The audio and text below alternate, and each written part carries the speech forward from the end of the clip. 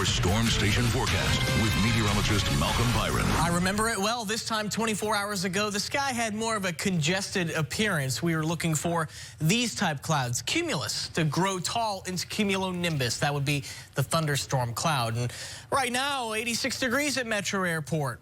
91 the feels like. In a couple minutes, we'll probably get an update to that, and it'll probably read a little closer to 90 degrees. But we are cooler compared to this time 24 hours ago. I suspect it has to do with a cooler starting point this morning. Also an upper-level disturbance just to our west, which has kind of exerted a drying influence on our weather pattern.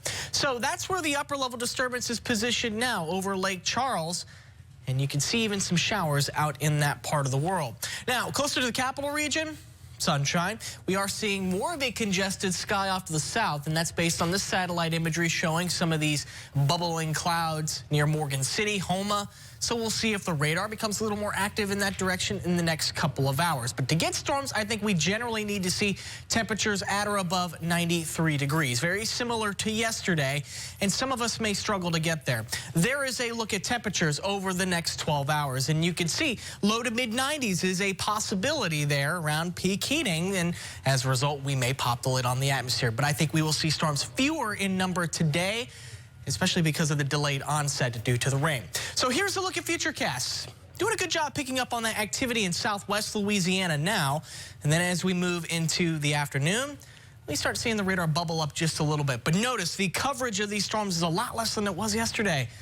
Isolated action. Not all of you dealing with rain this afternoon. Generally settles down into the evening hours. A clearing sky tonight, and tomorrow we kind of do the same. But there's an added wrinkle, a front to our north.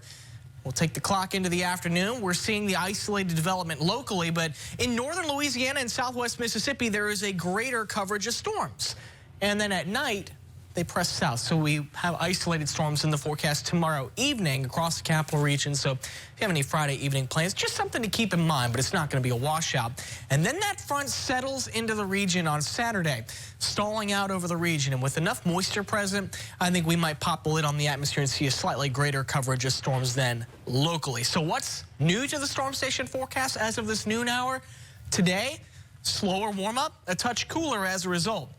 Yesterday was the hottest day of the year, topping out at 98 degrees. And because of that, storms will be a little bit delayed to fire and fewer in number. This weekend, we're feeling the influence of a front, and, well, this is the result of it on the Storm Station's 7-day forecast. Notice that front not doing anything to cool our temperatures off. But on Saturday, it might increase our rain chances. A slight push of dry air on Sunday might mean a lower rain coverage then. It's our driest day on the Storm Station's 7-day forecast. And then as we move into early next week, isolated action. This is just summertime, the summertime routine rather.